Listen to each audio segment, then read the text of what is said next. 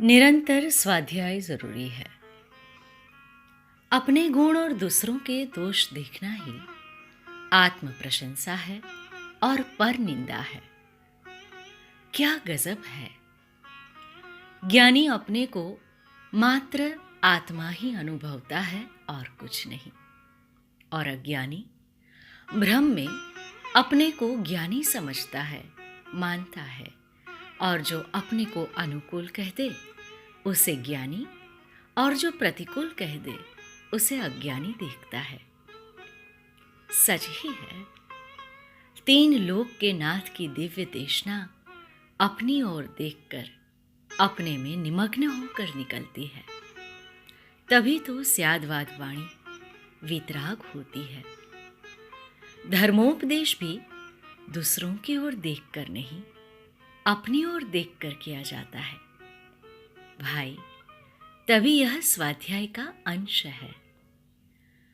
हमारा अभिप्राय अच्छा है के नाम पर चाहे जैसा बोल देना, ये अच्छी बात नहीं। जिनवाणी में अगर पापी, दुष्ट, सुभट शब्द आए हैं तो विचारो कि वे तीन लोक के नाथ ने कहे हैं, जो सभी जीवों को प्रत्यक्ष में भगवान आत्मा देख रहे हैं।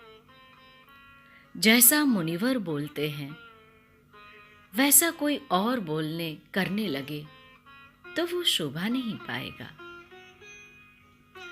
जब ज्ञानी की चर्चा चलती हो तब ऐसा लगता है जैसे हमारी चर्चा चल रही हो, और अज्ञानी की चर्चा में बाकी दूसरे सब याद आते हैं। प्रभु, बहुत बड़ी भूल है हमारी। जब आत्मा की चर्चा आए तब वीर्य उछलना चाहिए। जब दोषों की चर्चा हो तो अपने में दिखे।